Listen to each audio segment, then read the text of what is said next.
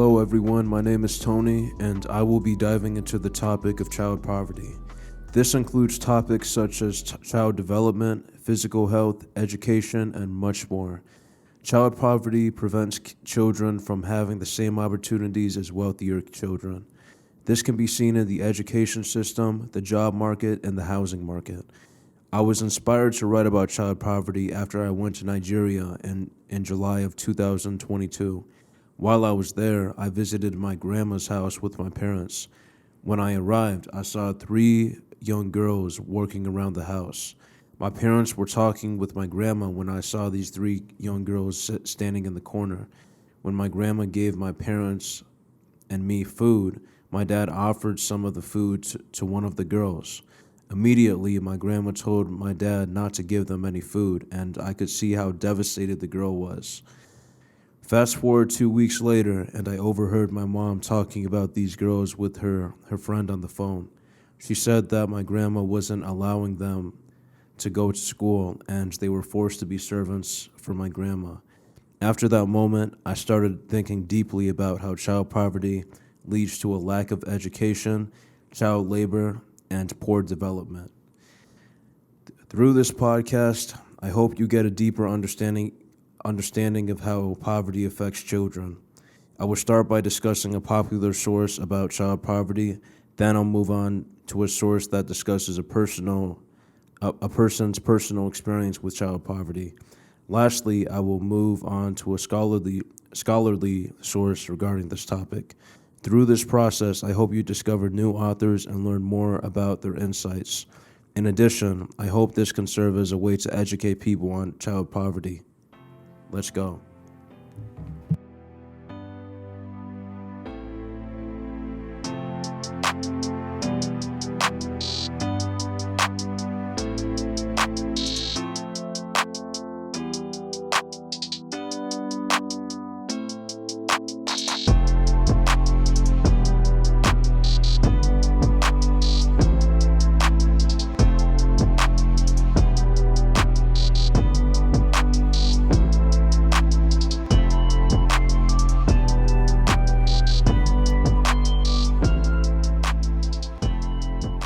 PBS article written by Priyanka Bogani starts by referencing the American recession of 2012.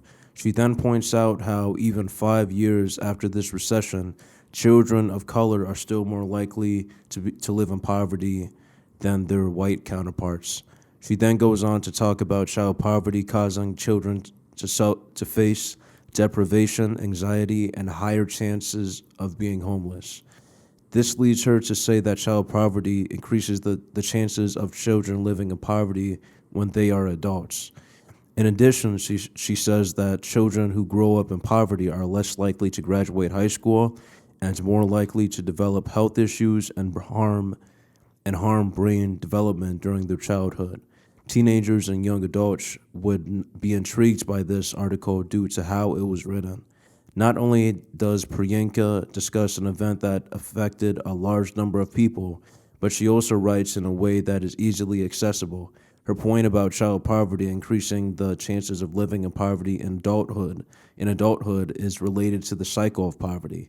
An economist named Ragnar Nork created the cycle of poverty theory, which says that if a child is born into a poor family is trapped. The child is trapped in poverty due to the lack of resources and opportunities they have available. Her second point about child poverty decreasing the likelihood of children graduating from high school relates to the lack of opportunities available. As far as her point about health issues, this connects to the lack of healthy food available. This would be a lack of resources. Her point about child poverty increasing brain development issues relates to the stress and deprivation experienced during poverty. Bogani gives us a brief overview of how detrimental child poverty can be.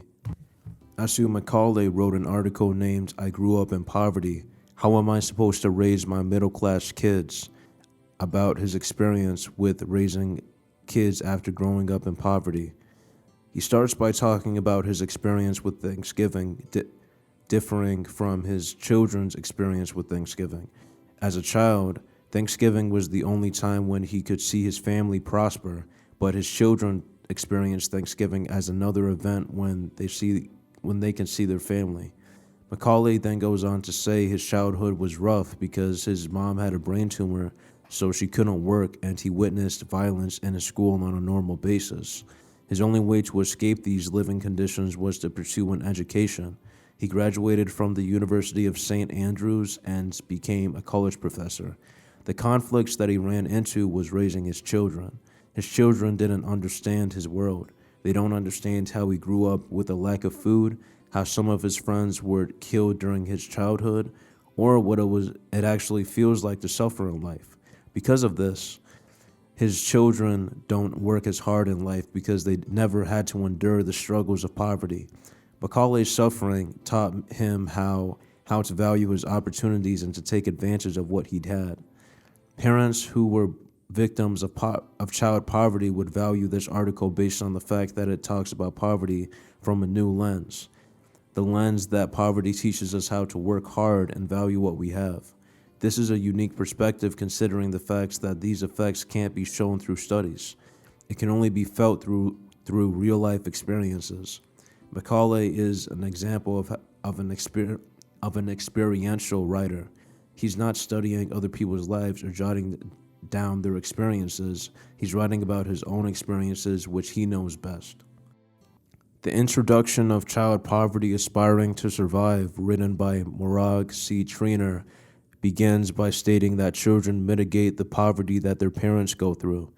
Children are forced to sacrifice their childhood because they have to take on adult roles and to work part-time jobs in order to support their family. She goes on to say how child poverty can lead to children being poor as adults as well as poor physical and mental health. Another point that she makes is how children are forced to rely on adults around them for support and lack power in these dynamics.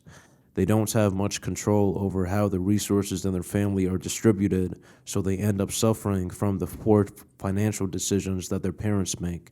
Throughout the rest of the chapter, Trainer talks about child poverty rate rising in Western societies and how we can measure income inequality to measure poverty levels.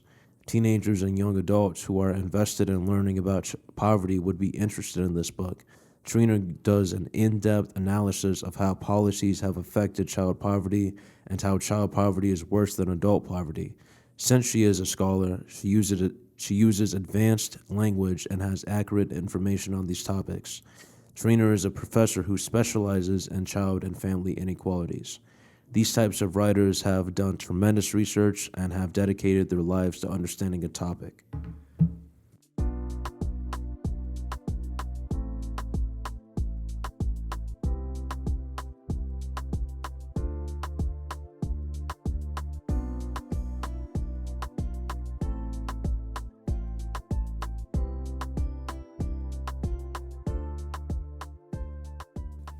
Bogani, Macaulay, and Trainer have given me a deeper insight into child poverty. Not only does it prevent children from getting enough food, but it also leads to psychological effects and a higher chance of adult poverty. Bogani's writing served as an overview for these effects, while Macaulay's writing served as a more experiential approach. Trainer takes a scholarly approach by writing a book about child poverty. Despite the differences between these approaches, I want to ask you how you've seen or experienced child poverty throughout your life.